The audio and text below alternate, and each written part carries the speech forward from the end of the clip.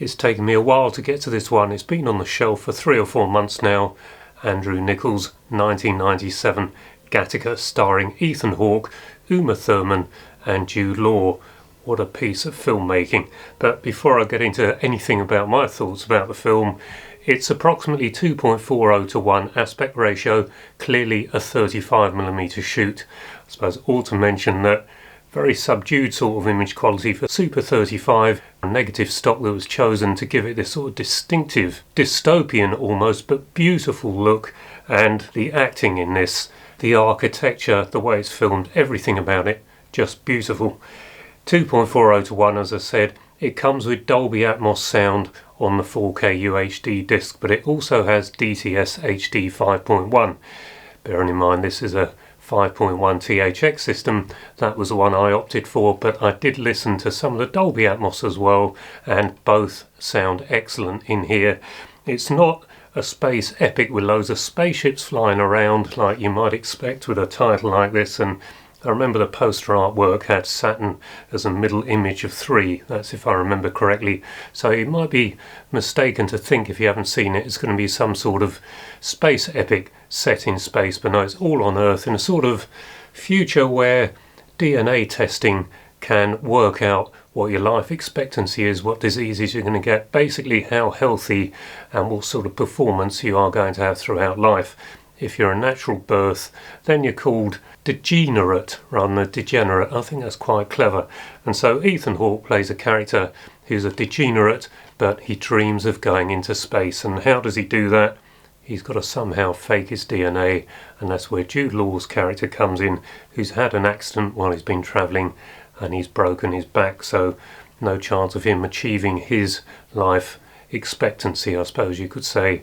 And so he teams up with Ethan Hawke, and the pair of them live the dream as he tries to win the chance of getting on one of these spaceships and going out to Saturn. So, marvellous filmmaking, great sound on here, not the best image quality you're going to see, but I like it because it's just like watching 35mm, and if I had have had the noise of the projector in the background, it's one of those that would have convinced me I was sat in here watching a film. It has a running time of 1 hour and 3/4. The certification is 15 for what is listed as brief, strong violence injury detail, but I think I can remember a bit of bad language in there too, but can't be certain of that, just something to bear in mind if your children want to watch this.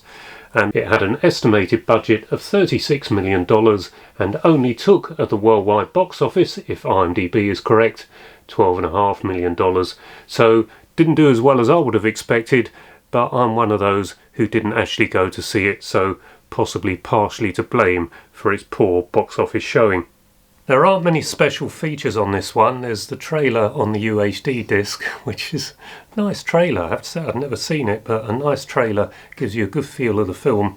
But there's about 3/4 of an hour of extras on the Blu-ray disc. Now, I haven't watched a third of those, which explains the GATC of the title Gattaca, and it's something to do with the DNA sequencing, and they are the molecules or whatever it is of the DNA sequence, so that's where the title Gattaca comes from, and that's the name of the base where all these people do the testing to see if they are good enough to go on one of these missions to space. The Blu-ray is excellent quality. The sound on there is actually Dolby TrueHD 5.1. Listen to a few minutes of that, it's very good, so you wouldn't really tell the difference between any of these tracks. The image quality is excellent too. Now, it's not as sharp as the UHD disc, I suppose that's to be expected, but I'm not sure when this Blu-ray was done. They've both got the same date on them, 2021. This is all zones. I know some people refer to that as regions.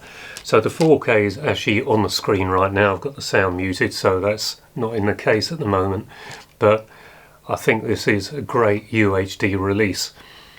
It's one that I'd never seen before, only on a Film 4 television broadcast probably 20 years or more ago, and I can remember I enjoyed it, but when you watch a film on a television broadcast you haven't really seen it at all, and so I was going to get the DVD, a very nice DVD in one of those original hard plastic cases, the Perspex almost cases, but I never got around to it.